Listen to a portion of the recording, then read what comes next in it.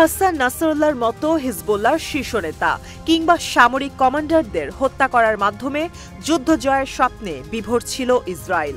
তবে লেবানিজ সশস্ত্র সংগঠনটির অকুতভয় যোদ্ধাদের কারণে বিধিবাম।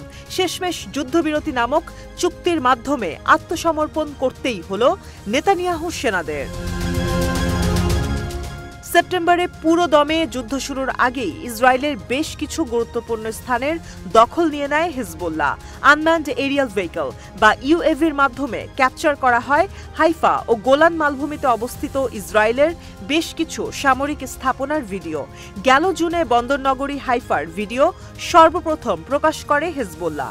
4 মাস পর অক্টোবরের মাঝামাঝি সময় থেকে নিয়মিত ভিত্তিতে হামলা চালানো হয় এই শহরে, যেখানে হামলার মূল টার্গেট ছিল ইসরায়েলের বিভিন্ন সেনা ও নৌঘাঁটি।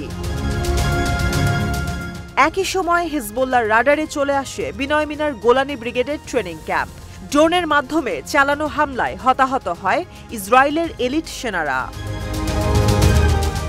19 অক্টোবর সিজারিয়ায় অবস্থিত ইসরায়েলি প্রধানমন্ত্রী বেনিয়ামিন নেতানিয়াহুর বাসভবনে 3টি ড্রোনের মাধ্যমে হামলা চালায় হিজবুল্লাহ।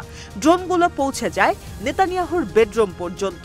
হামলার তীব্রতা এত বেশি ছিল যে ক্ষয়ক্ষতি ছাড়িয়ে যায় প্রায় 20 লাখ শেকেল। ইসরায়েলের নেতারা জনরোষ থামাতে মিথ্যাচারের আশ্রয় নেয়। দাবি করা হয় ফুরিয়ে গেছে হিজবুল্লাহর 80% মিসাইল, অথচ নিয়মিত ভিত্তিতে সীমান্তের ওপার থেকে আসা মিসাইলের আঘাতে কেঁপেছে ইসরায়েল। গেল মাসে হামলার কারণে ব্ল্যাকআউট নেমে আসে হাইফা শহরে।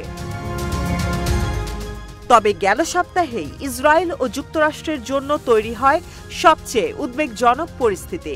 এ সময় রাজধানী তেল আবিবে নিজেদের আক্রমণের পরিধি বাড়ায় নাইম কাশেমের বাহিনী। হামলা হয় ইসরায়েলের মিলিটারি ইন্টেলিজেন্স ইউনিট 8200-এর গ্লিলট ঘাঁটিতেও।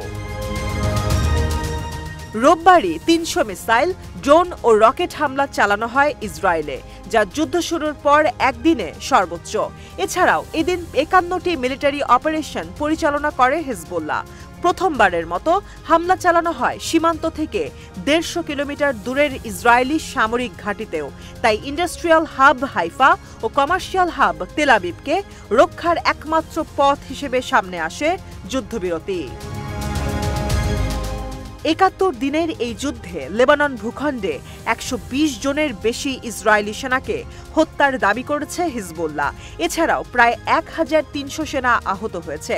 উত্তরাঞ্চলে বসবাসরত ইসরায়েলিদের ঘরে ফেরার সুযোগ করে দেওয়ার অজুহাতে যুদ্ধ শুরু করলেও উদ্দেশ্য পূরণে ব্যর্থ হয়েছে নেতানিয়াহু সরকার।